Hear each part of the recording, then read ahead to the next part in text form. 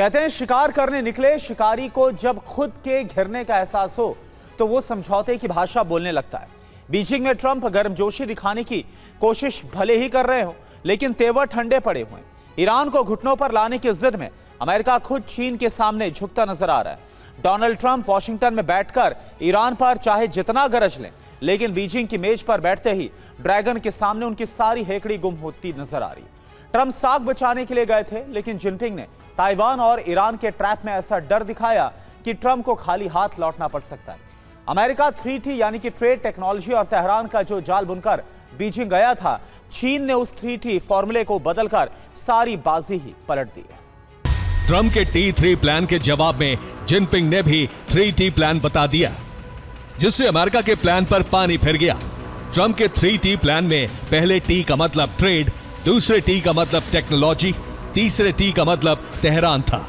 लेकिन जिनपिंग ने जो 3T दिया उसमें पहले T को थ्रेट यानी धमकी से बदल दिया, जिसमें कहा गया कि ट्रंप ही युद्ध से उपजे आर्थिक खतरे का निवारण दे, जबकि दूसरे T व्यापार को ताइवान से बदल दिया, जिसमें कहा ताइवान मुद्दे को मिसहैंडल किया तो गंभीर परिणाम होंगे, और तीसरे T तेहरान को थ्यूसिडाइड्स ट्रैप से बदल दिया।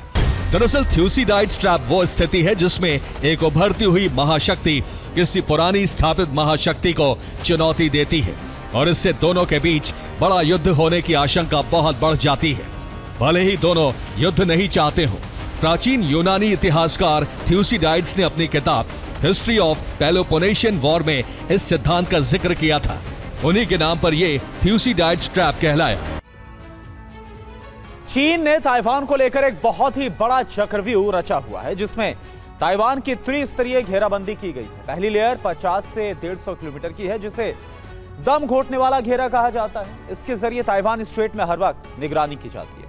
कोस्ट गार्ड्स और मैरीटाइम मिलिशिया यहां पर तैनात रहते हैं। ग्रे जोन में तैनाती से ताइवान को पूरी तरह घेरा गया है। दूसरी लेयर 150 से 500 किलोमीटर की है। इसे हवाई और मिसाइल कवच कहा जाता है। इसमें J-20 फाइटर जेट और S-400 मिसाइल डिफेंस तैनात है। इसके जरिए ताइवान के एयर स्पेस की निगरानी रखी जाती है। तीसरी लेयर 500 से 1000 किलोमीटर तक है, जो रणनीतिक दीवार की तरह है। यह फिलीपींस सागर से बाशी चैनल तक है, जहां पर कैरियर स्ट्राइक ग्रुप से निगरानी होती है, जिसमें लियानोनिंग और शेंडोंग एयरक्राफ्ट कैरियर की तैनाती है, और इसके जरिए अमेरिका जापान को दूर रखा जा सकता है। देखिए आप रिपोर्ट। उसमें कहा गया दोनों देश हॉर्मुज खोलने पर सहमत हैं, साथ ही चीन हॉर्मुज में किसी भी सैन्य तैनाती के खिलाफ है। चीन ने अमेरिका से तेल खरीदने के लिए सहमति जताई है, जिससे हॉर्मुज से सप्लाई पर निर्भरता कम हो सके। साउथ चाइना सी में तनाव बढ़ सकता है। इसको लेकर अमेरिकी सैन्य ठिकाने हाई अलर्ट पर हैं। जापान का कडेना एयरबेस चीन से 800 किलोमीटर दूर है, जहां अमेरिका के फाइटर जेट F-15EX F-35 तैनात हैं, जबकि फिलीपींस में लाओ आग बेस की चीन से दूरी है 700 किलोमीटर, जहां अमेरिका का टाइफॉन मिसाइल सिस्टम और टॉमहॉक मिसाइलें तैनात हैं। ओकिनावा में फुटेनमान मरीन स्टेशन भी अलर्ट पर है, और इसकी चीन से दूरी 600 किलोमीटर है, जहां पर हाइमार्स रॉकेट सिस्टम और F-35 भी लगाए गए हैं। ताइवान के पास भी 5 से ज्यादा युद्धपोत लगाए गए हैं, जिसकी चीन से दूरी है 240 किलोमीटर।